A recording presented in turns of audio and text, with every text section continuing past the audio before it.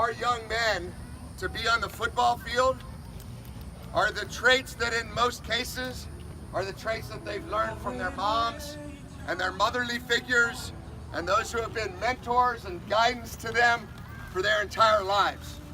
Because as tough as we think we are on the football field, we know that there's no tougher person that we know than our moms, than our grandmoms, than our mother figures, than all of those people who are the women in our lives.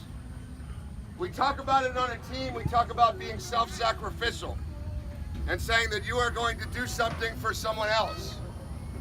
We have no better example anywhere in the world. You could look high and low, you could travel to college, you could go get a job later on in life, and you'll never find a better example than the one that's standing right next to you right now. And so we talk about the traits that make a great football team, and those are the same traits that make a great family.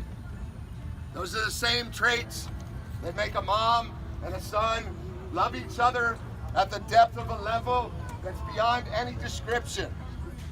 And a family care for one another in a way that you couldn't describe or put into any words. No poem, no lines, no speech could ever express that feeling.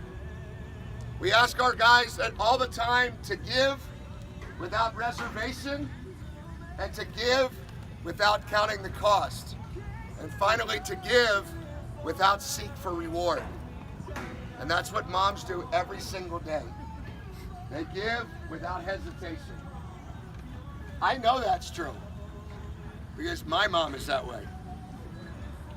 I know that's true because I was the favorite grandson. Or at least that's what my grandma told me when I was there. So I know that those things are true because I've seen it in my own life. But the joy of being the coach of a football team, and this football team, is that I get to see it every day. I get to see interactions that are incredibly meaningful. I get to sit in a locker room when we're getting ready for a game and watch several players write those letters that you're going to have in your hand in a moment, and watch those players silently by themselves in tears as they're writing them. So moms, if there's ever a moment that you feel like you're not loved or appreciated by your son, know that just sometimes he thinks maybe he's too cool to be able to express it all the time. But know that it's more profound and deeper than you could ever imagine. And that it carves its way into every single part of his life. In every step that he takes today and all of the days that follow. Even in those days when one day your boy who's here today goes somewhere else where you're not on a daily basis. That will still carry with you every single moment. And so I want to tell you from my heart, moms, my mom who's in California, my grandmother who's passed on, some of us in this circle right here have mother figures who have passed on. I've had mothers who have passed on. But I want to tell you from my heart, knowing how much I love the kids that I have every day, I want to say, Mom, I love you. Mom, we love you.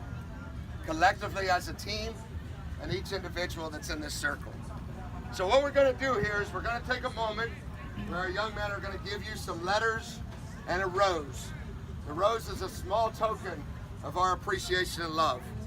The letter is an outpouring from your son's heart. And then once we're done, we're going to give everybody a couple minutes. Then our winning team, the Black Squad, the Fabulosos, are going to be able to give their moms chocolate-covered strawberries for the victory.